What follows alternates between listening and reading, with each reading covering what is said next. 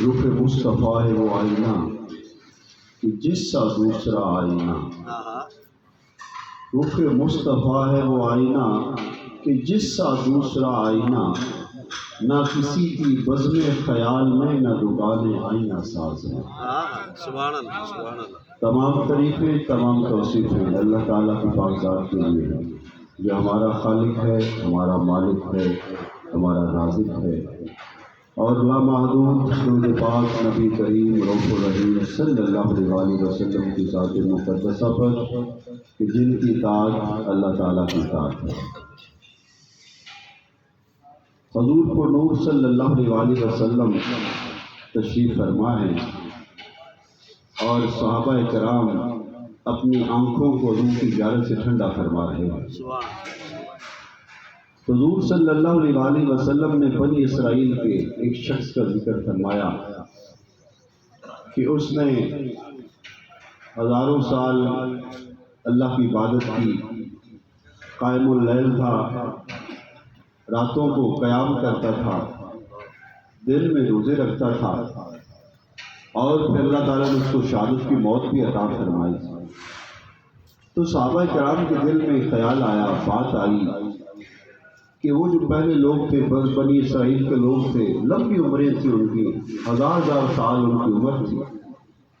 تو یقینی بات ہے جو بندہ 1000 سال عمر پائے اور رات کو قیام کرنے والا بھی ہو، دل میں روزے رکھنے والا بھی ہو، اور اللہ کی راہ میں جہاد کرنے والا بھی ہو، تو یقیناً عمل میں بھی بہت آگے بڑھ گیا ہوگا۔ تو صحابہ کرام کے دل میں یہ خیال آیا کہ ان لوگوں کی عمریں بہت زیادہ تھیں، تو ان کے اعمال بھی بہت زیادہ ہو گئے، اور ہماری عمریں تو کم ہیں، ہماری عمریں تو اتنی لمبی نہیں ہیں، تو پھر اس طرح تو ہم اعمال میں بھی پیچھے رہ جائیں گے۔ تو جب صحابہ نے حضور کی بارگاہ میں یہ اپنی بات پیش کی تو حضور کے دل میں بھی خیال آیا، تو بات تو ایسے ہی ہے۔ تو حضور نے توقف فرمایا، تو جبریل امین آ گئے، جبریل امین آ گئے اور حضور کی بارگاہ میں سلام عرض کیا، اور عرض کرنے لگے کہ اللہ کے محبوب، اللہ نے آپ کی بارگاہ میں سلام بھیجا ہے، اور جو بات آپ کے دل پہ گزری ہے، جو خیال آپ کے دل پہ گزرا ہے، تو اللہ نے فرما دیا ہے لیلۃ القدر خیر من الف شہر۔ سبحان اللہ۔ کہ محبوب، تیری امت کو میں نے ایسی ذاتیں عطا فرما دی کہ اگر تیری امت اس میں کو رات کو ایک رات کو عبادت کر لے گی، تو اس ایک رات کی عبادت 1000 سال کی عبادت سے بڑھ جائے گی۔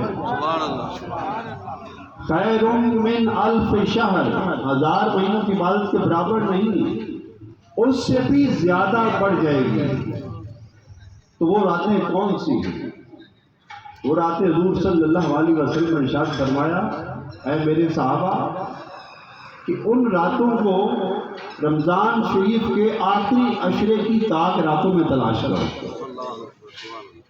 اب دیکھیں جو رمضان شریف کی راتیں ہیں، رمضان شریف کی ساری راتیں باقی تمام مہینوں کی راتوں سے بہتر ہیں، افضل ہے رمضان شریف کی راتیں۔ اور یہ جو طاق راتیں ہیں، یہ جو اللہ تعالیٰ نے آخری عشرے کے اندر رکھی، یہ رمضان شریف کی باقی تمام راتوں سے بہتر ہے۔ اور حضور صلی اللہ علیہ وسلم نے ارشاد فرمایا، اے میری امت، ان راتوں کو جو اللہ تعالیٰ نے میری امت کو عطا فرمائی ہیں، جن کی عبادت 1000 مہینے سے بہتر ہے، اس رات کو آخری عشرے کی طاق راتوں کے اندر تلاش کرو۔ اور صحابہ کرام، کئی صحابہ کرام اور تابعین کے اس بات کے اوپر اتفاق ہے کہ وہ رات 27ویں کی رات ہے، جو آج رات آ رہی ہے، جو رات ابھی شروع ہونے والی ہے، جو لیلۃ القدر ہے، جو شب قدر ہے، جو شب قدر کی قدر کر لے گا اللہ اس کو قدر عطا فرما دے گا۔ جو اس رات کی قدر کر لے گا اللہ اس کی قدر ڈال دے گا، وہ قدر والا ہو جائے گا، وہ عزتوں والا ہو جائے گا۔ جو لیلۃ القدر ہے، شرف والی رات، عظمت والی رات، بلندی والی رات، اور اس رات کو عظمت یہ ملی کیوں کہ اللہ تعالیٰ نے اس رات کے اندر قرآن پاک کو نازل فرمایا. اس رات کے اندر اللہ تعالیٰ نے قرآن پاک کو نازل فرمایا. قرآن پاک کے نازل ہونے کے دو مرحلے ہیں. سب سے پہلے اللہ تعالیٰ نے قرآن پاک کو لوح محفوظ کے اندر محفوظ فرمایا. سب سے پہلے لوح محفوظ کے اندر اللہ تعالیٰ نے قرآن پاک کو محفوظ فرمایا. اور پہلے مرحلے کے اندر اللہ تعالیٰ نے لوح محفوظ سے آسمان دنیا پر بیت العزت کے مقام پر قرآن پاک کو نازل فرمایا. یہ قرآن پاک کے نازل ہونے کا پہلا مرحلہ تھا کہ جب اللہ تعالیٰ نے قرآن پاک کو ایک ہی بار لوح محفوظ سے بیت العزت کے مقام پہ نازل فرمایا تو یہ قرآن پاک کے نازل ہونے کا پہلا مرحلہ تھا. اس کو انزال قرآن کہتے ہیں. اس مرحلے کو انزال قرآن کہتے ہیں. اور دوسرا مرحلہ قرآن پاک کے نازل ہونے کا یہ ہے کہ پہلے مرحلے میں قرآن پاک لوح محفوظ سے بیت العزت کے مقام پہ نازل ہوا. پھر دوسرے مرحلے میں حسب ضرورت حضور صلی اللہ علیہ وسلم کے اوپر نازل ہوتا ہے. جبریل امین حضور کی بارگاہ میں حاضر ہوتے، موقع کی مناسبت سے ضرورت کے مطابق جبریل امین قرآن پاک جو ہے تھوڑا تھوڑا کر کے حضور صلی اللہ علیہ وسلم کی خدمت میں حاضر ہوتے رہے. اور یوں قرآن دوسرے مرحلے میں بیت العزت کے مقام سے حضور کے قلب اطہر پر نازل ہوتا رہا. تو یہ قرآن پاک کے نازل ہونے کا دوسرا مرحلہ تھا. اس کو تنزیل قرآن کہتے ہیں. پہلا مرحلہ انزال قرآن کا تھا، دوسرا مرحلہ تنزیل قرآن کا تھا کہ حضور صلی اللہ علیہ وسلم کے قلب اطہر پر قرآن پاک نازل ہوا. اور اس رات کو قدر ملی کیوں، یہ لیلۃ القدر بنی کیوں کہ جب قرآن پاک پہلی بار لوح محفوظ سے بیت العزت کے مقام پہ اللہ نے نازل فرمایا ایک ہی بار میں، تو وہ جو رات تھی وہ رات لیلۃ القدر والی رات تھی. تو قرآن پاک کے نازل ہونے کی وجہ سے کہ اللہ تعالیٰ لوح محفوظ سے بیت العزت کے مقام پر جو ہے قرآن پاک کو نازل فرمایا، تو وہ رات جو تھی وہ رات لیلۃ القدر والی رات تھی. تو قرآن پاک کے نازل ہونے کی وجہ سے یہ رات قدر والی بن گئی، اور یہ رات عظمت والی بن گئی، یہ رات عزتوں والی بن گئی. تو جو اس رات کی تلاش کر لے، دیکھیے ہمارے اوپر کتنا کرم ہے حضور کے وسیلے سے کہ اللہ نے ہمیں ایسی راتیں عطا فرما دی. اور دیکھیے یہ ایک ایسا نہیں کہ زندگی کے اندر ایک ہی بار ملے گی، ہر سال ملتی ہے. زندگی کے اندر یہ رات ہمیں ہر سال ملتی ہے کہ اگر بندہ اس رات کو پا لے تو وہ 1000 مہینوں کی عبادت سے زیادہ عبادت کا ثواب پا جاتا ہے، تاکہ حضور کی امت اعمال میں پیچھے نہ رہ جائے. ہم کمزور لوگ ہیں، ہم اعمال میں پیچھے رہ جاتے ہیں، کمزوری ہو جاتی ہے. تو جب ایسی راتیں نصیب ہو جاتی ہیں تو انسان جو ہے عبادت کر لیتا ہے، دعائیں مانگ لیتا ہے، توبہ استغفار کر لیتا ہے، تو اعمال کا خسارہ پورا ہو جاتا ہے.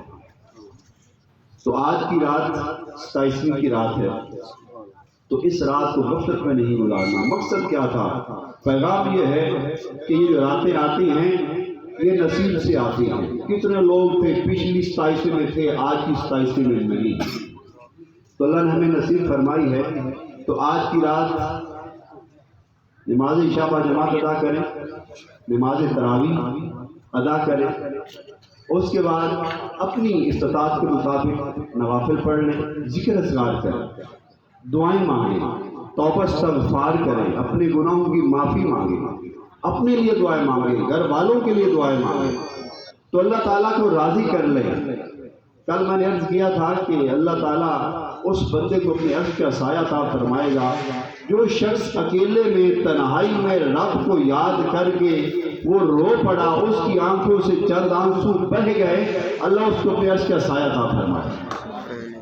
تو آج کی رات تنہائی میں اللہ تعالیٰ کو منانے کی رات، رب کو راضی کرنے کی رات ہے.